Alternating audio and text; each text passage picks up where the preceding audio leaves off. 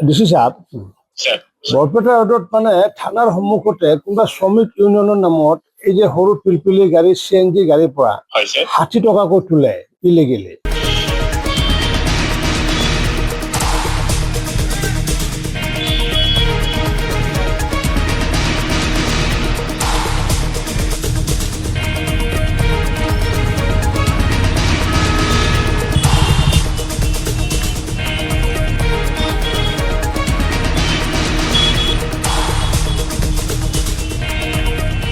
চৰকাৰী হেৰিয়াৰ বাহিৰে ধৰক পৰিবহণ বিভাগৰ কথাটো সুকীয়া বা আমাৰ পৌৰসভাৰ কথাটো সুকীয়া।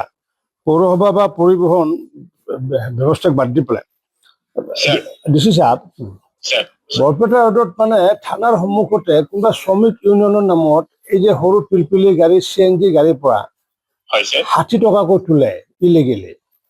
আমাৰ পৰিবহণ বিভাগে কিবা ফাইন কাটে এইটো বেলেগ কথা বা পৌৰসভাই তেওঁলোকে পাৰ্কিং কিবা বেলেগ হয় কথা। স্যাৰ কিন্তু আদাৰ দেন গভৰ্ণমেণ্ট সেই বা মিউনিচিপালিটিক বাদ দি পেলাই মই আগতো এইটো হেৰি কৰিছিলোঁ, এইটো অকণমান চাই পেলাই কাৰণ থানাৰ সন্মুখতে কালেকশ্যন কৰে সাংবাদিকবিলাকে কৈছে, ঠিক কিন্তু এইটো অকণ চাই পেলাই লগে লগে বন্ধ কৰিব লাগে। হ'ব হ'ব ঠিক আছে।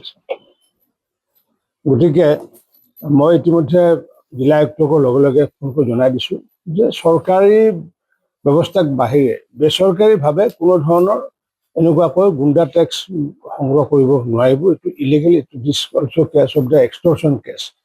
গতিকে এনেকুৱাকৈ যদি যিকোনো যদি হেৰিয়া পিলপিলি হওক বা ইলেক্ট্ৰনিক গাড়ীৰ মালিকে এইটো এক্সটৰ্চন কেছো দিব পাৰে। তথাপি মই আহ্বান জনাইছোঁ, জিলা আয়ুক্তক আহ্বান জনাইছোঁ, থানাৰ সন্মুখতে যিহেতু কথাটো হৈছে এইটোতো মই ভাবোঁ এইটো গুৰুতৰ এটা অপৰাধ।